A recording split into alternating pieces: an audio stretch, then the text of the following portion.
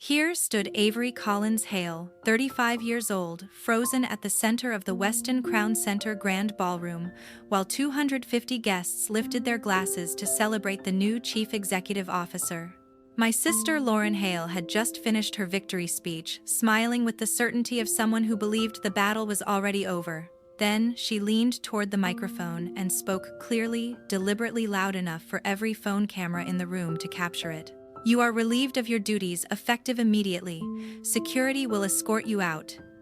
250 heads snapped in my direction at once. Champagne paused halfway to waiting lips. A sharp breath cut through the room. Someone gasped. I did not move. I did not blink. I reached for the guest badge pinned to my black dress, unclipped it slowly, and placed it with care on the rim of my untouched champagne flute. The glass trembled slightly, then went still. Only then did I lift my eyes to Lauren. My voice was calm, steady, almost polite. "Tell our parents the board convenes in 3 hours." I turned on my heel and walked away, my steps echoing across the marble floor as camera flashes burst behind me like lightning at a scandal. When the ballroom doors closed, the sound was soft, but everything after that moment had already begun to collapse. I turned on my heel and crossed the marble floor, my steps sharp and controlled, camera flashes bursting behind me like a scandal unfolding in real time. The double doors closed with a muted thud. If you have ever been publicly humiliated by your own sister at her celebration, you know the hollow drop that hits your stomach. It is heat and nausea and disbelief all at once. If you carry a family story that still makes your blood boil, you understand exactly what that moment feels like. Ask yourself this. What is the worst thing a sibling has ever done to you in front of a crowd? What happened next would eclipse every story I had ever heard. When the doors shut behind me, the real countdown began. I slid into the driver's seat of my black SUV, the engine coming to life before the echoes from the ballroom had even faded. The distance to Summit Ridge was 28 miles. On a clear night, it took 32 minutes. More than enough time. I kept the radio off. The only sound was rubber against asphalt and the soft click of the turn signal as I merged onto the interstate. By the time I pulled into the garage, the house was dark. Only the motion light above the workbench flickered on. I did not bother going inside. I opened the laptop I had left charging there since 6 that morning. Face recognition unlocked the screen. I opened the folder labeled Continuity. Everything was already prepared. The encrypted email addressed to every board member and registered shareholder. The certified courier packets already labeled and approved. The digital signature time stamped at 6:03 that morning. All that remained was execution. One click sent the emails. One click confirmed the courier pickup scheduled in 14 minutes. Finished. People like to believe majority ownership happens overnight. It never does. It begins with a single half-page agreement when you are 19 years old and too stubborn to accept a salary like everyone else. Back in 2009, Hale Logistics Group was still a 20-person operation, running out of a drafty warehouse on the edge of Kansas City. My father offered me a director title and $180,000 a year. I declined without hesitation and told him I wanted equity instead. He laughed, slid 8% across the table, and told me I could own the dirt beneath the building if that made me happy. I never sold a single share. When the Midwest cold chain expansion broke ground years later, I took another 4% in place of a bonus. While others celebrated short-term wins, I kept choosing permanence. Then came the near disaster. My sister Lauren almost signed the company into a partnership that would have bled $42 million and buried us in lawsuits. I did not raise my voice. I did not confront her publicly. I went to the board and persuaded them to add a single clause buried deep in the bylaws. Section 14C. They called it paranoia.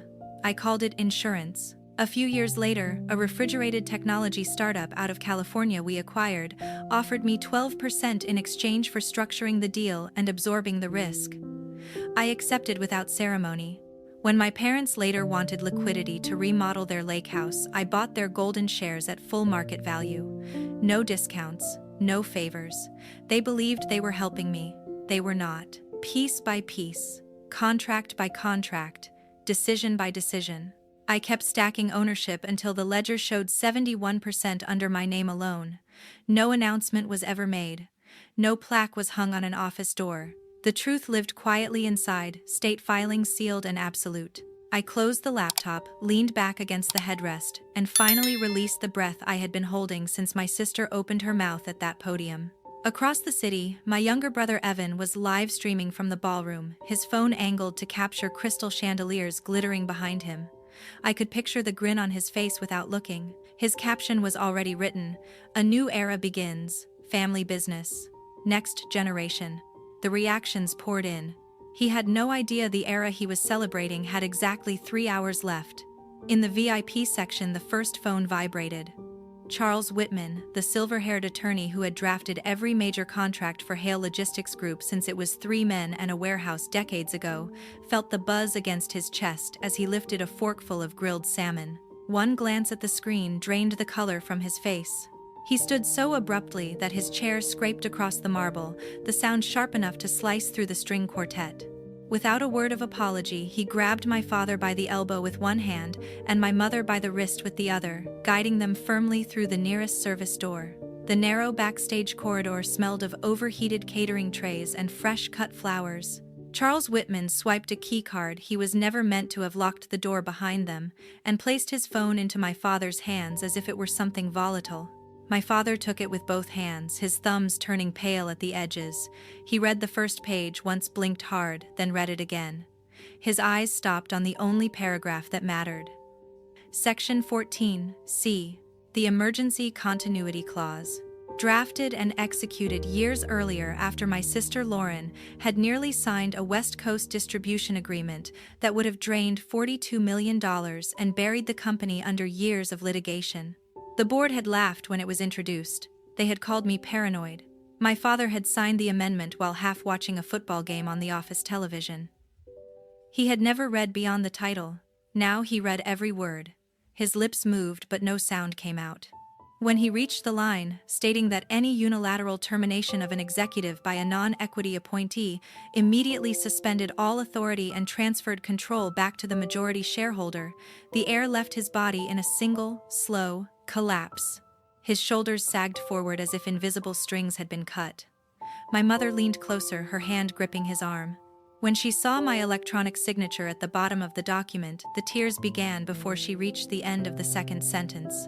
There was no wailing, no spectacle, just silent, relentless streams carving dark tracks down her cheeks. She pressed a white linen napkin to her mouth to stifle the small fractured sounds escaping her chest. Charles kept his voice barely above a breath. "Rick, this is live. The timestamp is 6:03 this morning. Every board member and every registered shareholder has already received the same packet. We are inside the 3-hour window. There is no pause." My father looked up slowly, his eyes glassy, unfocused as the weight of it finally settled in. "She does not know yet." "Not yet," Charles confirmed. "She is still cutting the cake." Out in the ballroom, Lauren was laughing at something the host whispered to her, guiding a silver knife through 4 tiers of champagne-soaked vanilla as camera flashes cracked like lightning. She lifted a flawless slice, held it up to the crowd, and smiled with the confidence of someone who believed the night belonged to her. She looked like the queen of everything she was about to lose. My mother's voice broke through her tears. "Rick, bring her in here. We stop this before it goes any further."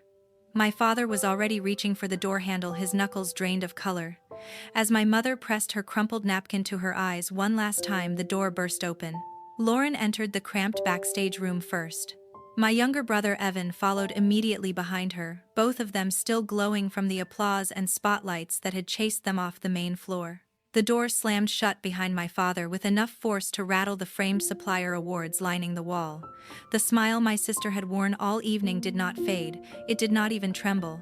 "What exactly is this about?" she asked, smoothing an imaginary crease from her white blazer as if a red carpet interview were waiting just outside the door. "Did Avery throw one of her dramatic episodes and come crying to you again?" Evan scoffed, his thumbs already flying across his phone screen. "Typical. She always needed attention when things did not go her way." My father said nothing. He did not argue. He did not explain. He simply rotated the tablet on the small conference table and slid it across the polished surface until the screen faced them. The latest official Connecticut filing filled the display. An ownership breakdown stamped and certified that very morning. Final. Notarized. Impossible to challenge. 71% sat in bold beneath a single name, Avery Collins Hale. Lauren's eyes locked onto the number. Her perfectly shaped red lips parted, but no sound followed. The confidence drained from her face slowly, like color bleeding out of a photograph, leaving only shock behind. Evan leaned over her shoulder, expecting a glitch, a prank, some clerical mistake. When the same figure stared back at him, his smirk vanished instantly, as if someone had flipped a switch. His mouth opened, closed, opened again. Nothing came out but a thin wheeze. Lauren finally found her voice. It came out sharp and brittle. This has to be fake. Some cheap trick. She cannot possibly own that much. It is not real. Charles Whitman cut in, his tone flat and precise. The same voice he used in depositions. State stamped at 8:47 this morning. You activated the exact clause she drafted the day you attempted to sign that West Coast deal that would have cost $42 million. Lauren's manicured fingers yanked her phone from the crystal clutch. Her thumb stabbed at my contact. Straight to voicemail. She tried again, harder this time. The same cold, automated greeting answered. She had been blocked since sunrise. The realization struck her like a slap. This is insane, she hissed, spinning toward my father so fast her blazer flared. You let her do this. You let her hide it from all of us. My father's face hardened into stone. His jaw locked. His eyes did not waver.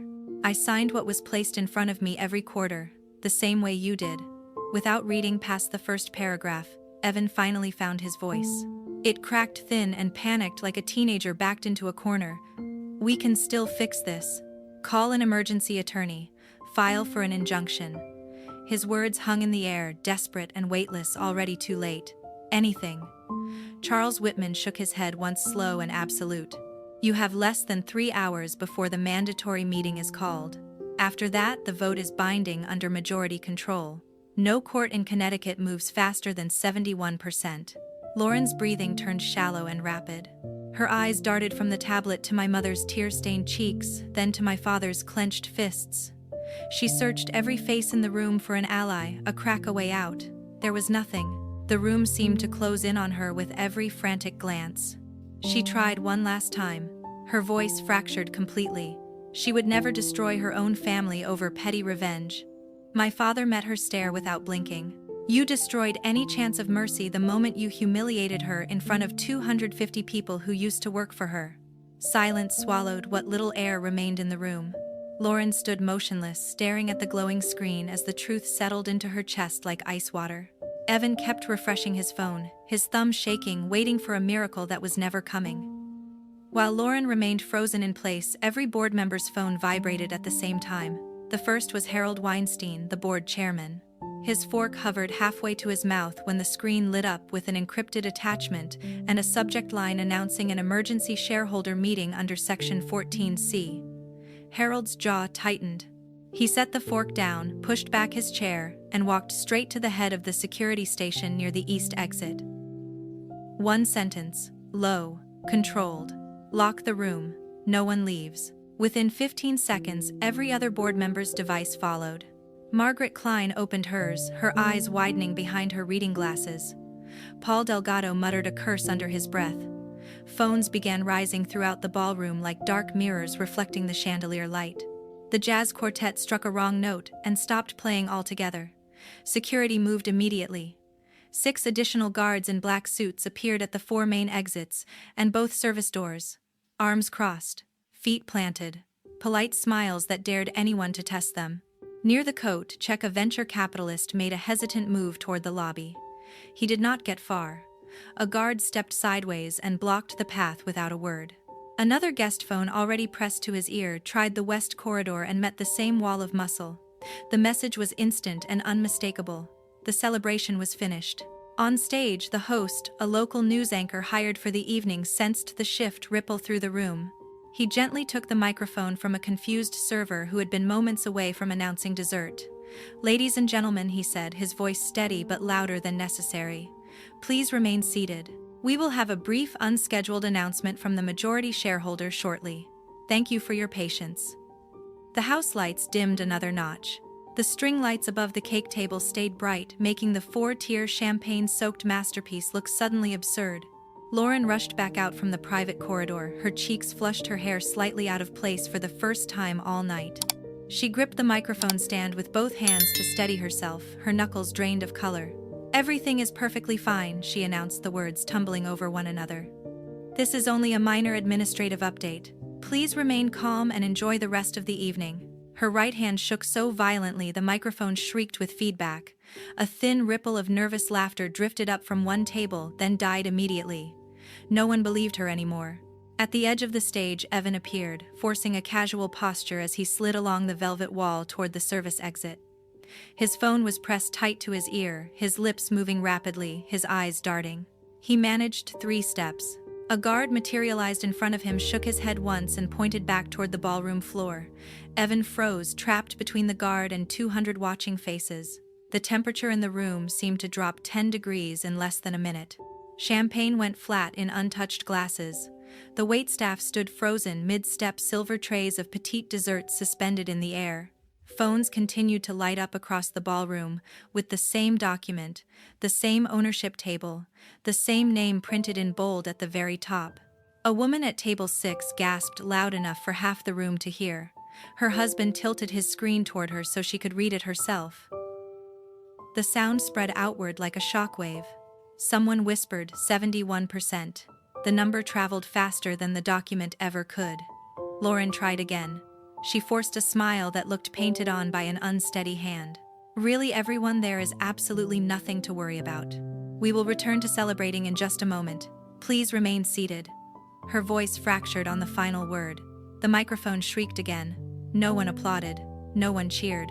The jazz quartet remained silent, instruments resting on their knees, eyes lowered. The host returned to the stage and gently but firmly took the microphone from Lauren's trembling fingers. "Once again, please remain in your seats. The majority shareholder is present and will address the room directly within the next few minutes." Lauren's grip failed completely. The microphone stand wobbled, nearly tipping over. Evan stood, pinned against the wall, his face drained of color beneath the golden glow of the chandeliers. His phone hung uselessly at his side. As the stage lights dimmed further in preparation for what came next, the main doors swung open. I walked straight down the center aisle in a simple black sheath dress, a laptop tucked beneath one arm. My heels made no sound on the thick carpet runner. The room held its breath. There was no entourage. No dramatic entrance music. No security walking at my side. Only the soft click of the double doors closing behind me, and the sudden hush that swallowed every clink of glass and murmur of conversation. 250 faces followed my movement, as if I were the only thing still alive in the room. I stepped onto the low stage, placed my laptop on the podium Lauren had abandoned minutes earlier, and opened it. The 60-foot screen behind me flared to life. The secure voting portal appeared instantly, a system I had personally coded and stress-tested over 3 sleepless nights years earlier. The interface was simple, unforgiving, and unbreakable. "Good evening," I said into the microphone, my voice carrying without effort. "My name is Avery Collins Hale. Under Section 14C of the Shareholder Agreement, I am calling an emergency shareholder meeting effective immediately. Every registered voter in this room should already have access on their devices." A wave of phones rose across the ballroom like a dark tide. Fingers began to move. Harold Weinstein, chairman of the board for more than a decade, stood from the front row without hesitation. He climbed the side steps, took his place beside me, and adjusted his glasses. He had seen the packet earlier. He already knew how this would end. "Motion on the floor," Harold announced, his voice measured and formal. "Immediate rescission of the appointments of Lauren Hale as Chief Executive Officer and Evan Hale as Vice President of Sales. The majority shareholder has proposed." "Is there a second?" Margaret Klein stood first, her pearl necklace catching the stage light. "Second." Paul Delgado rose immediately after her. "Second." 3 more board members followed in rapid succession. The chain locked, the voting portal went live. Green signaled approval. Red signaled rejection. The outcome was already written. Percentages climbed in real time across the massive screen glowing against the dimmed house lights. Lauren burst from the wings, her heels skidding as she rushed forward. "This is insane. You cannot hold a meeting in the middle of." Harold lifted one hand. "Calm. absolute. The chair recognizes only registered voters at this time.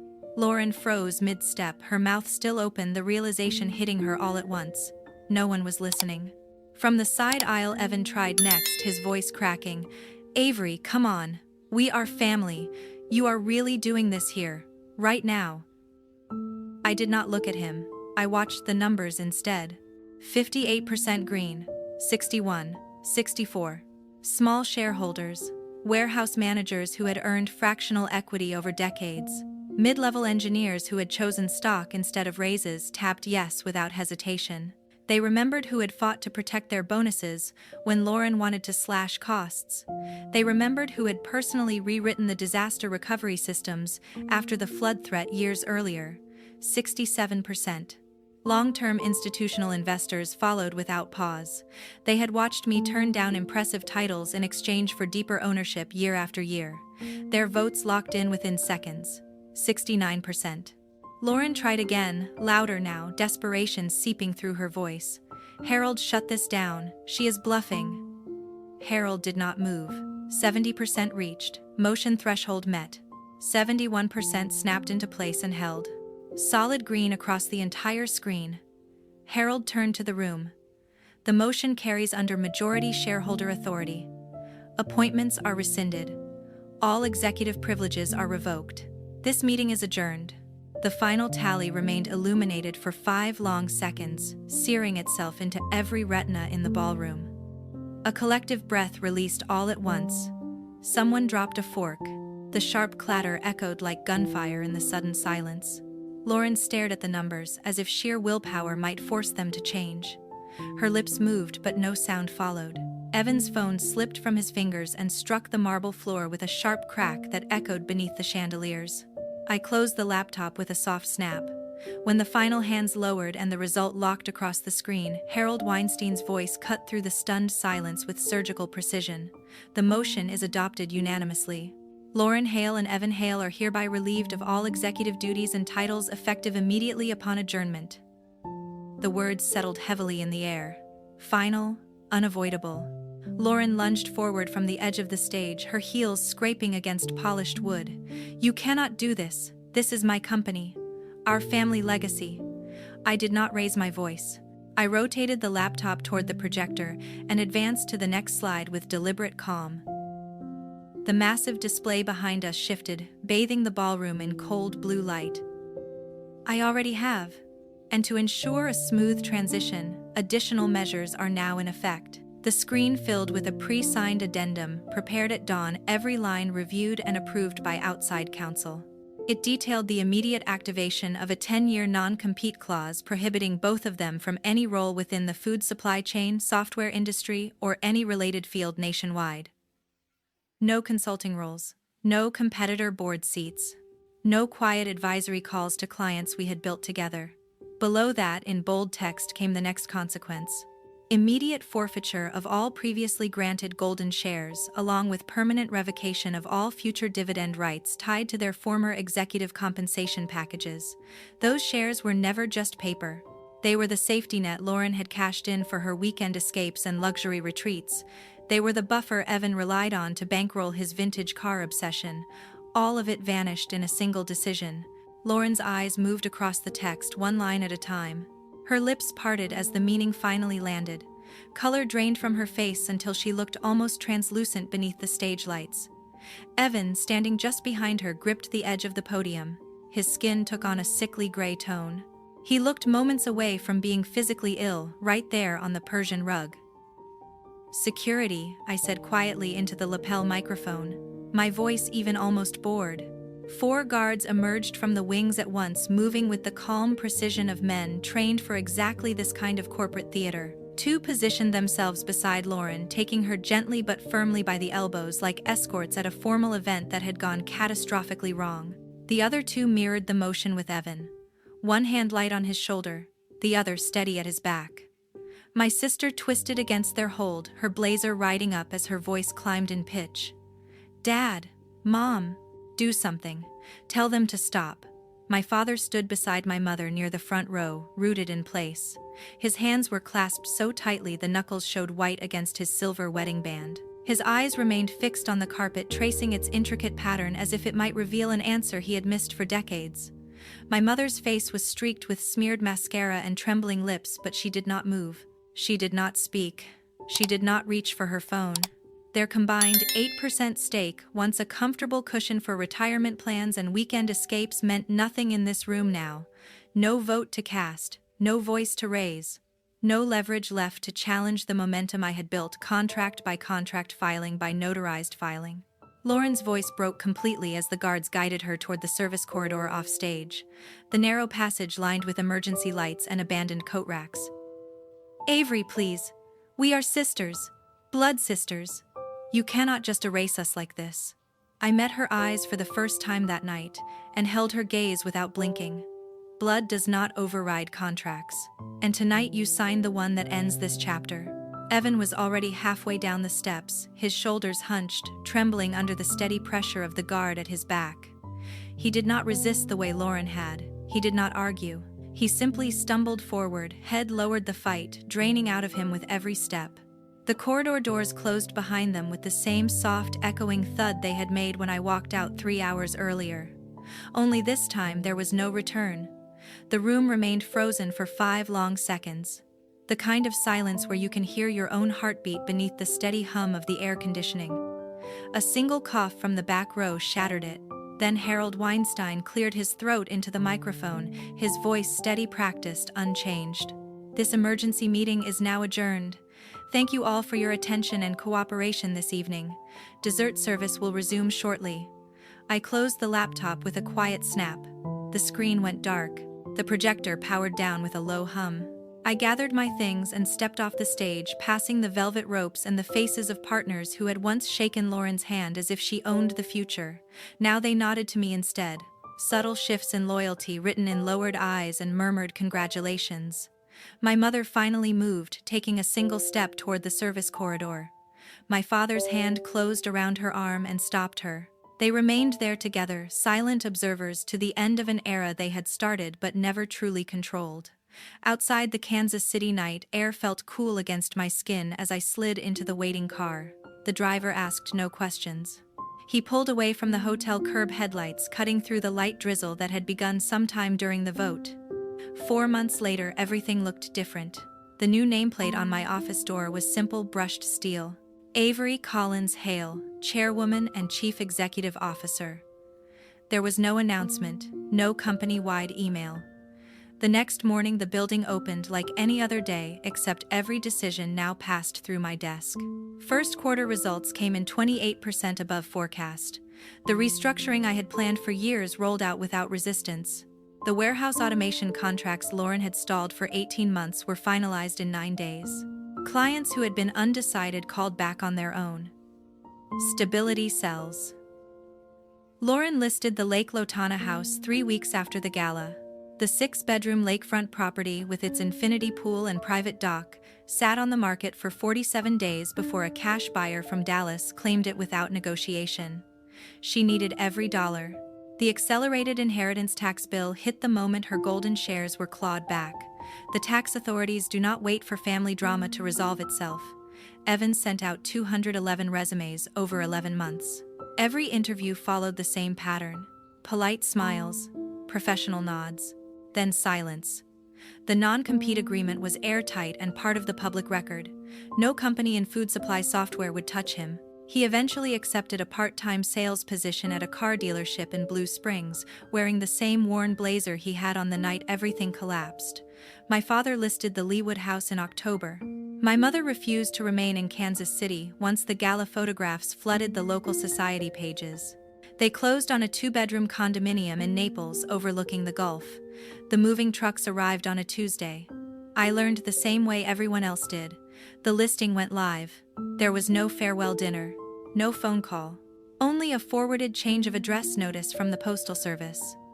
The first message from Lauren arrived 2 weeks after the vote. 1 line, an apology she erased before sending. The second came a month later. Longer, explanatory, desperate. Deleted as well. Evan tried next. A voicemail just over 3 minutes long. His voice cracked as he asked for a reference. I discarded it without listening again. My mother mailed a handwritten birthday card in November asking if we could talk. It went into the shredder unopened. I never responded. Not once.